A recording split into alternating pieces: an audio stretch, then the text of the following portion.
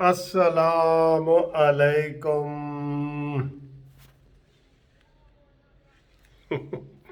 دوستو کیا حال ہے؟ خیریت ہے؟ ٹھیک ہے؟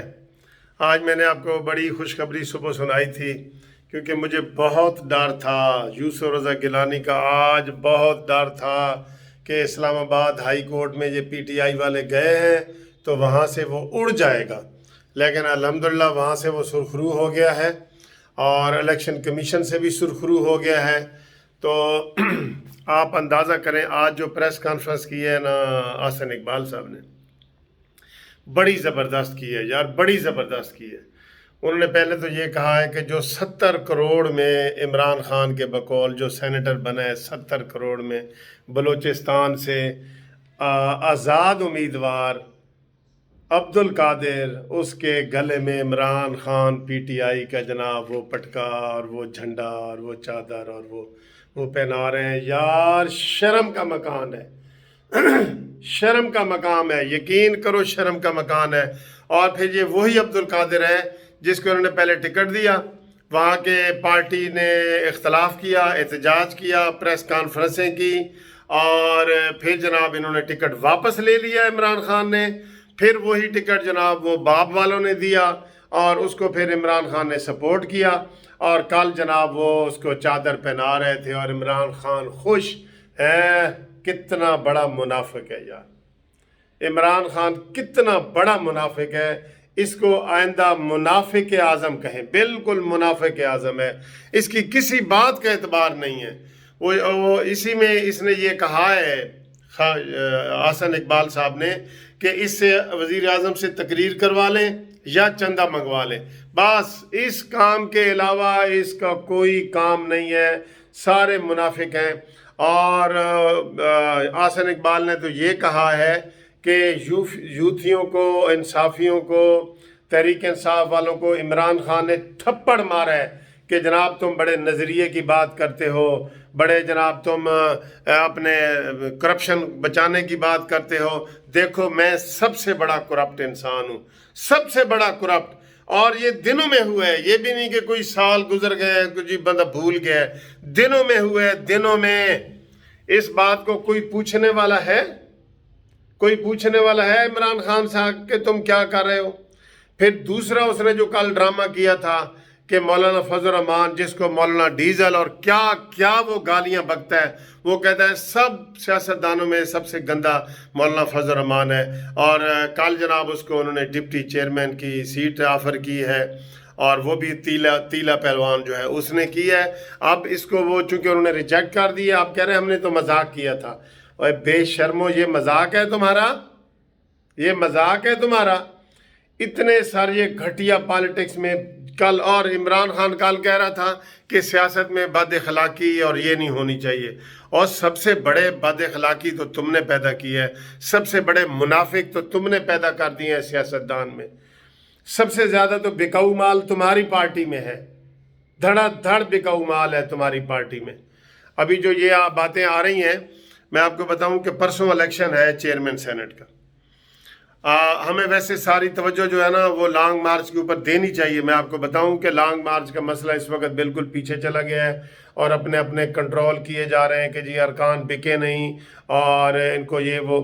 لیکن آپ کو یہ بتا دیں کہ چیئرمین مریم نواز صاحبہ کو یہ بتایا گیا ہے، سینیٹر نے بتایا ہے کہ ہمیں اسٹیبلشمنٹ سے فون آ رہے ہیں کہ سنجرانی کو جتانا ہے، اور مریم نواز نے سخت الفاظ میں ان کو کہا ہے کہ اگر ہمارے 18 ممبر ہیں، 18 ممبر سے ایک ممبر بھی گیا نا، اس کو ہم نے سبق سکھا دینا، اس کو ہم نے تاریخ کا حصہ بنا دینا ہے۔ مریم نواز اتنی سختی سے کی ہے، انہوں نے کہا جی ہماری یہ لڑائی ہے، ہم زندگی اور موت کی ایک قسم کی لڑائی لڑ رہے ہیں، اسٹیبلشمنٹ کے ساتھ لڑائی لڑ رہے ہیں۔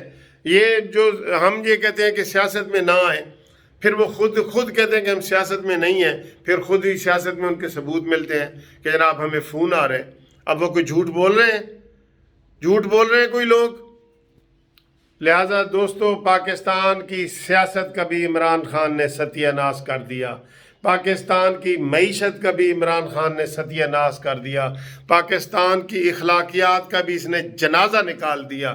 یہ سارے الفاظ تھے جو احسن اقبال صاحب نے آج کہے ہیں، اور یہ بالکل وہ صحیح کہہ رہے ہیں، بالکل صحیح کہہ رہے ہیں۔ ہماری جو رہی صحیح کسریں تھیں نا، وہ کہتے ہیں جی کہ پہلے کوئی آتا تھا تو وہ کفن چوری کر لیتا تھا مردے کا، بعد میں اس کے بعد جو آنے والا تھا وہ کفن کے ساتھ جو ہے وہ اسے کیا کہتے ہیں، قلعہ بھی ٹھوک جاتا تھا، ٹھیک ہے۔ تو اس نے اتنا یہ ماحول گندا کیا ہوا ہے۔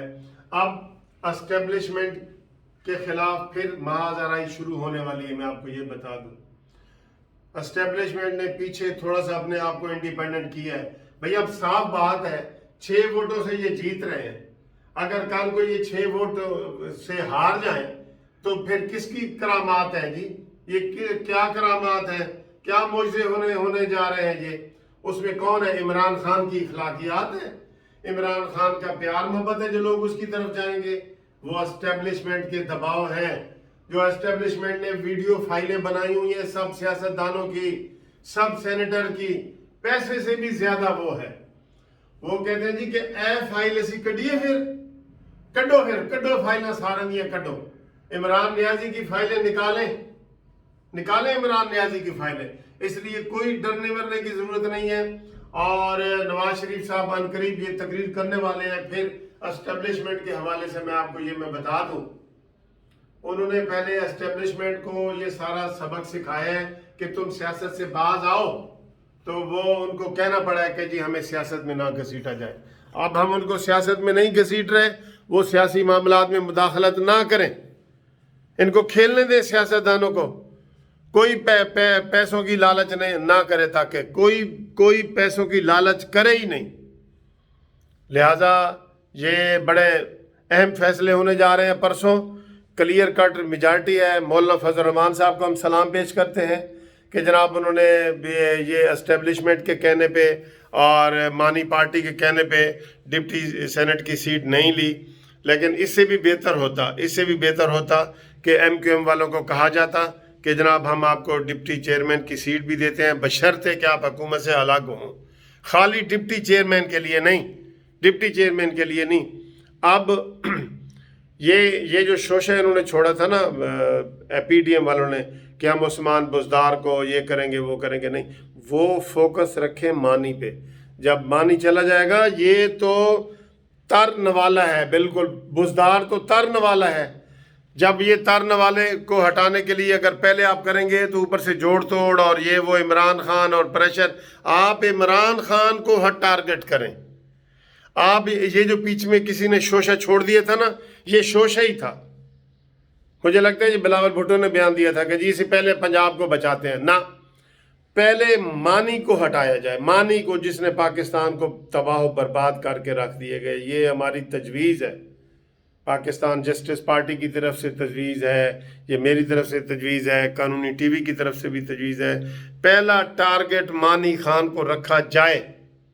آپ ادھر سے کریں گے، اوپر وزیر اعظم بیٹھا ہوگا، یہ وہ سارا، وزیر اعظم جب نہیں ہوگا تو یہ تو گاجر مولی کی طرح ایسے نکل جائے گا، بالکل جیسے گاجر کو زمین سے مولی سے نکالتے ہیں نا، یہ کوئی چیز ہی نہیں ہے، لہٰذا اپنا فوکس مانی خان پہ رکھیں، اپنا لانگ مارچ کی بھرپور تیاریاں کریں۔